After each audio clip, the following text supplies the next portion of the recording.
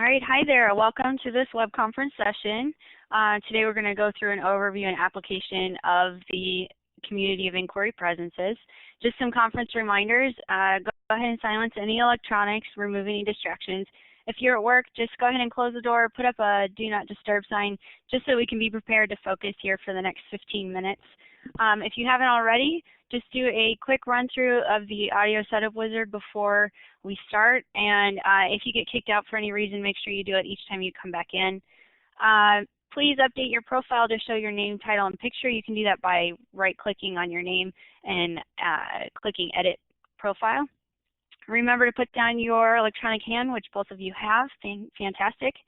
All session comments are the public and private are viewable to me, but your participation and feedback is welcomed and definitely strongly encouraged.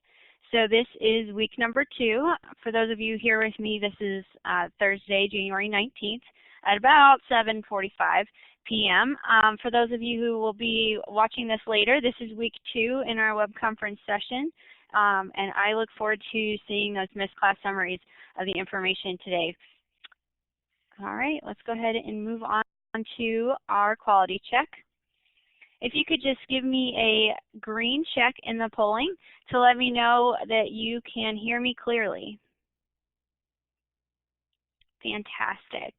And let's see, go ahead and give me another green check if you can see the red recording light. Great. And finally, if you can see the current slide with the green quality assurance check, give me a green check. Great. Awesome. So let's go ahead and get started. We're going to go through, like I said, an overview and application of the community of inquiry presences. Some of this should be reviewed from your reading, and I look forward to hearing some input of what you thought while you were going through this information. Some learning objectives, you can read those, but basically we're going to go through the 3 elements that help develop the framework of community of inquiry. They are cognitive presence, social presence, and teaching presence. We're going to talk about some examples of how an online course designer would develop a course that facilitates the use of each of these presences, and then I'm going to make a connection for you to the Nursing Educator platform. As our getting started activity, I would like you to give me an emoticon for one of these 2 presences that you like to see yourself in. Do you prefer to be in the mountains on vacation, just kind of regaining that sense of belonging and acceptance, or do you prefer to be on the beach? So if you're in the mountains, give me a smiley face, but if you're on the beach, go ahead and give me a thumbs up. And if neither of these apply to you, just go ahead and give me the LOL sign, and I want to hear where you like. Oh, thumbs up, and we like the mountains. Fantastic. So let's do a quick overview of the community of inquiry. It's a theoretical framework purposed to create an education experience that helps facilitate meaningful learning, and doing that through collaboration. We're going to pause here for a question. I'd like you to go back over to the polls and give me an answer. Which of these best paraphrases the purpose of the community of inquiry framework?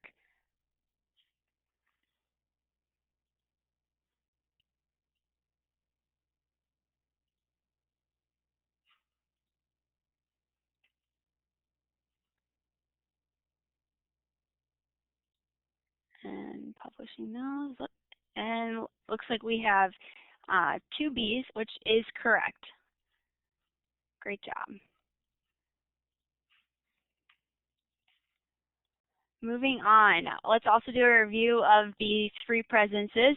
As an overview, learning occurs when knowledge and ideas are communicated intentionally, and the responsibility of learning is shared practically. So brief overview, social presence is that engagement. Cognitive presence is the intentional interaction for a goal or in a certain direction, and teaching presence is what facilitates the direction of learning. Those are just our overview, brief generalizations. So let's go ahead at this point and discuss the differences that you feel or you think you see between social, cognitive, and teaching presence. Let's go ahead and start with you, Greg. Well, I was thinking they complement each other. Where you've got to set up a social environment where people feel like they can contribute, a trusting environment.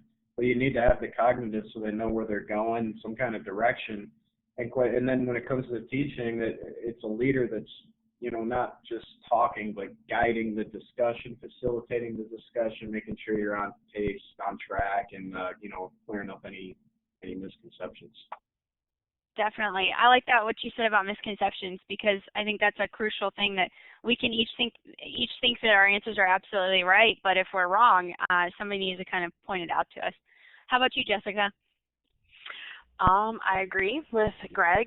You definitely have to have all three. You can't have one without the other. I think it's just not a completely effective if not. So you got to make sure you got to have the social presence, but you also need to make sure that you as a teacher are present, and of course you have to have the cognitive presence as well.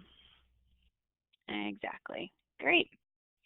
So moving forward, social presence is a need that is fulfilled through purposeful, respectful, and open communication. In nursing, we learn about Maslow's hierarchy of needs, and social need is one of our basic needs as individuals. And unfortunately, that can easily be lacking in the virtual, nonverbal e-learning classroom. So how do we get this cohesive, sustainable education experience? It's done through common purpose. We all come to the table to learn something together for the same reason, and we can identify with the learning objectives. That's social presence in education. So I would like you to go to the text chat area, and comment on a way that you have seen group cohesion in one of your online classrooms.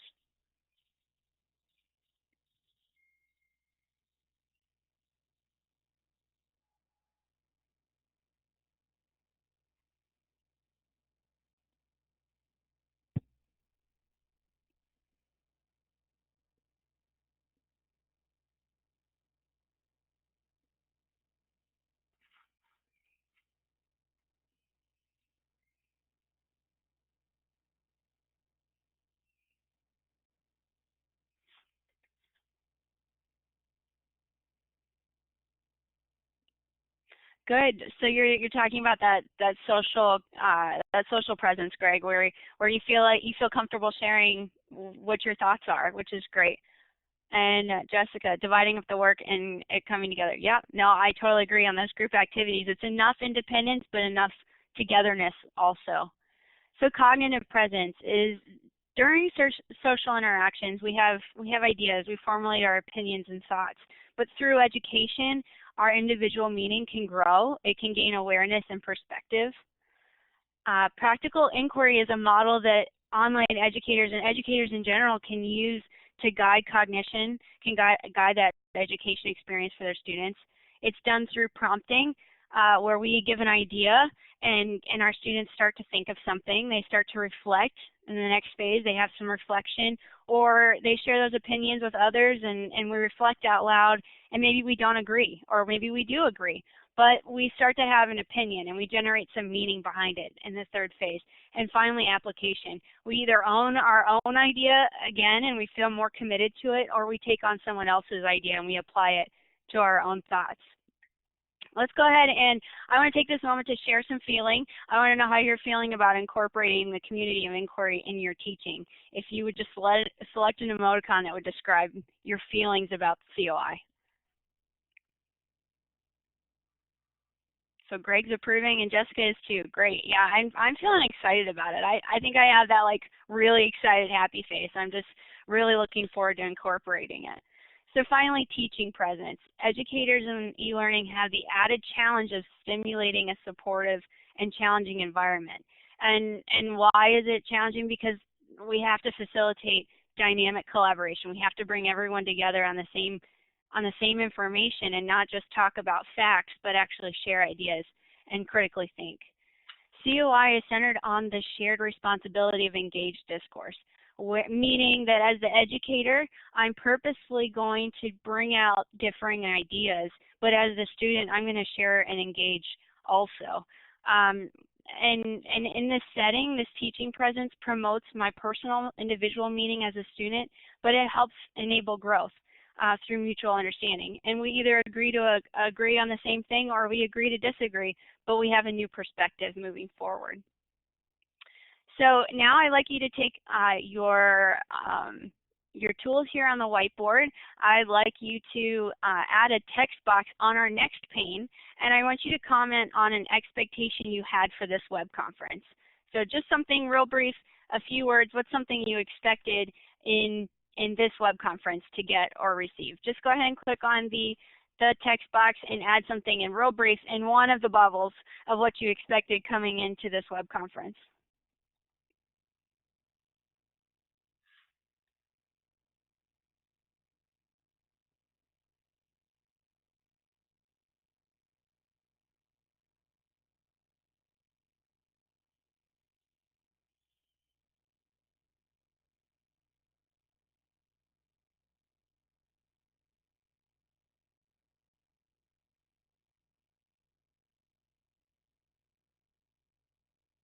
Gain a better understanding. Great. I hope we've accomplished that today. That's good to hear. And ways to incorporate. So let's go ahead and move on to that next then, the integration phase. In nursing specifically, but really in all education, Simon Sinek talks about the golden circle of how we educate others or how we should best persuade them or appeal to their nature. And he talks about how the brain is developed. This why, how, what is the golden circle. And it begins with why. In the very center of our brains, those functions in the center of our brains conduct the why in our brains. The reptilian part of our brain is the decision making. Why should I keep breathing? Well, because it's necessary for life, so my body keeps breathing. And the next section of the brain going a little bit further out is how. How do I breathe? Well, I have to take a deep breath in and my lungs get the oxygen they need. And why do I do that? Because I need oxygen to live. And finally, the third part of the brain is the what. What am I doing and how am I doing it to get the oxygen? Well, I'm either sitting and I'm relaxed breathing, or I'm running and I need more breaths, I need more oxygen to keep breathing, and so I breathe faster. And I think we can apply this to our online nursing education programs because there's been this rapid growth of programs and we've lacked the common purpose. We're not necessarily identifying our students with academic objectives they can understand, but we're just giving them all of these facts and knowledge to memorize. We're not developing that social presence as mentioned earlier. And the nursing profession, we know, has a common purpose to provide healing and to care for other people. So to achieve the goal requires a balance of social cognition, the students having some ownership to that material, the why, and that cognitive presence where I want to learn, I need to know this because I want to save lives, that cognitive presence of ownership and responsibility to critical thinking. And then the teaching presence, where we all have a responsibility when we come to the table to learn about nursing, learn these skills so that we can save lives.